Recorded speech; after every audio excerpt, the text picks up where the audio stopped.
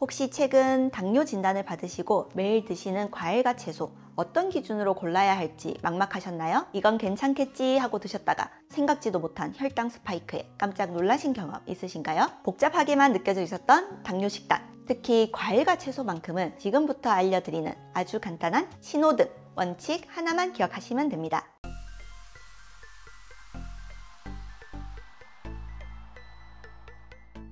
안녕하세요. 이웃집 닥터 이승은 원장입니다. 우리가 매일 접하는 과일과 채소는 비타민, 미네랄, 그리고 식이섬유가 풍부해서 건강에 아주 중요한 역할을 합니다. 특히 당뇨 환자분들에게는 혈당 조절과 합병증 예방을 위해서 더욱더 신경 써서 챙겨 드셔야 하는 식품군이죠. 하지만 여기서 많은 분들이 혼란을 겪으시는 지점이 있습니다. 우선 대표적인 오해 몇 가지를 알아보도록 하겠습니다. 첫째, 당뇨에는 과일이 독이다. 무조건 피해야 한다. 과연 그럴까요? 과일의 단맛 때문에 지레 겁먹고 아예 멀리 하시는 분들이 계신데요. 이는 절반만 맞는 이야기입니다. 어떤 과일을 얼마나 어떻게 먹는가에 따라 약이 될 수도 독이 될 수도 있거든요. 둘째, 채소는 혈당 걱정 없이 무조건 많이 먹어도 괜찮다. 물론 대부분의 채소는 혈당 관리에 아주 큰 도움을 줍니다. 하지만 우리가 흔히 채소라고 생각하는 것들 중에서도 혈당을 생각보다 많이 올리는 채소들도 있습니다. 또 같은 채소라도 조리 방법에 따라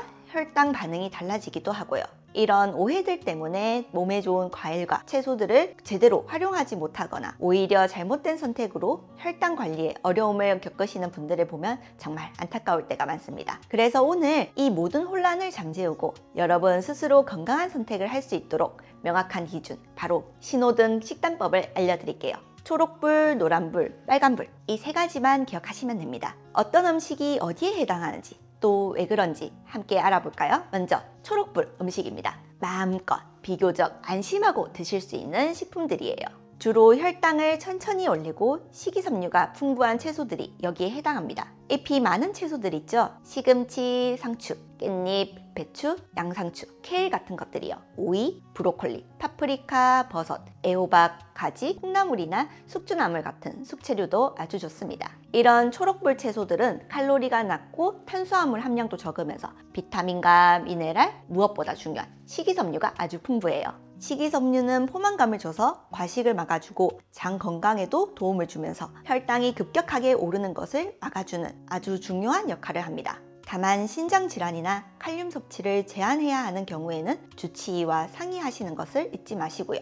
다음은 노란불 음식입니다. 노란불은 주의해서 정해진 양만큼만 똑똑하게 섭취해야 하는 식품들이에요. 대부분의 과일이나 일부 뿌리 채소나 단맛이 있는 채소들이 여기에 속합니다. 과일 정말 맛있고 건강에도 좋지만 당뇨 환자분들에게는 양이 정말 중요합니다. 예를 들어 사과는 중간 크기 기준으로 하루 3분의 1개에서 반 개 정도, 배는 작은 것으로 4분의 1쪽, 귤은 작은 것 한두 개, 딸기는 대여섯 알, 블루베리나 라즈베리 같은 베리류는 한 줌, 종이컵으로 반컵 정도가 적당합니다. 키위는 하루에 1개, 방울토마토는 15알에서 20알 정도로 기억해 주세요. 이런 과일들은 비타민C와 항산화 물질들이 풍부하지만 과당도 많이 들어있어서 너무 많이 드시면 혈당이 오를 수 있습니다. 하루 한두 번, 식사 직후보다는 식사와 식사 사이 간식으로 드시는 것이 혈당 관리에 더 유리합니다. 그리고 과일은 가급적 껍질째 드시는 것이 식이섬유 섭취에 더 도움이 된다는 점도 잊지 마세요.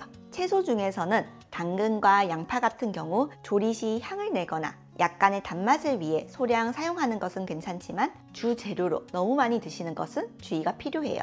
단호박도 식이섬유가 풍부하지만 당질 함유가 있어서 밥 한두 숟가락 정도에 약 50에서 70g 정도로 제한하는 것이 좋습니다. 연근이나 우엉 같은 뿌리 채소도 마찬가지로 적당량만 드시는 것이 중요합니다. 이런 노란불 채소들은 각자의 영양 가치가 있지만 초록불 채소보다는 탄수화물 함량이 높아서 양 조절이 필수입니다. 마지막으로 빨간불 음식입니다. 가능하면 피하거나 아주 가끔 매우 적은 양만 드셔야 하는 식품들입니다. 혈당을 빠르고 높게 올릴 수 있는 식품들이죠. 과일 주스가 해당됩니다. 생과일을 직접 갈아 만든 주스라 하더라도 식이섬유가 많이 제거되고 당분만 농축되어 혈당을 매우 빠르게 올립니다. 더군다나 시중에 파는 과일 주스는 첨가당까지 들어있는 경우가 많으니 더욱 주의해야겠죠. 말린 과일 아시죠? 건포도, 곶감, 말린 바나나 같은 것들이요. 수분이 빠지면서 당분이 농축되어 있어 아주 적은 양에도 혈당이 훅 오를 수 있습니다. 과일 통조림도 설탕 시럽에 담겨 있는 경우가 대부분이라 피해 주시는 것이 좋습니다.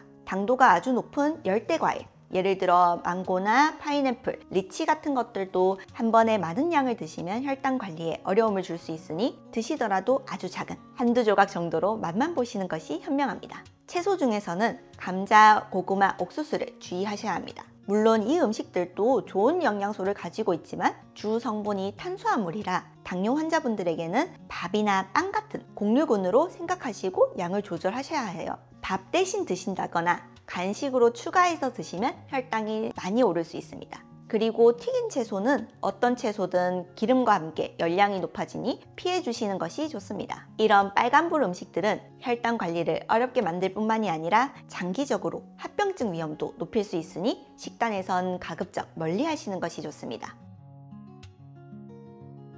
과일과 채소를 초록불, 노란불, 빨간불로 나눠서 자세히 알아봤는데요. 내가 오늘 먹은 음식이 어떤 신호등에 해당하는지, 디저트로 과일을 드실 때 내가 먹을 수 있는 양인지, 어떤 종류인지 한 번 더 체크하는 습관을 들이면 좋습니다. 탄수화물 함량이 높은 음식을 드실 때는 반드시 양을 조절하시고, 만약 함량이 높은 채소를 드셨다면 그만큼 밥 양을 줄이시는 지혜가 필요합니다. 이처럼 신호등이라는 일반적인 원칙이 있지만 사실 개인마다 혈당 반응은 조금씩 다를 수 있습니다. 어떤 분들은 특정 노란불 과일에 혈당이 좀 더 민감하게 반응할 수도 있고, 어떤 분은 괜찮으실 수도 있어요. 그래서 가능하다면 새로운 음식을 드신 다음에 혈당을 측정해보면서 나만의 데이터를 쌓아가는 것이 가장 정확하고 현명한 방법입니다. 오늘 알려드린 신호등은 그 과정에 훌륭한 가이드라인이 되어줄 거예요. 당뇨 환자분들의 건강한 식습관을 위한 아주 중요한 나침반, 바로 과일과 채소 신호등에 대해서 자세히 알아봤는데요.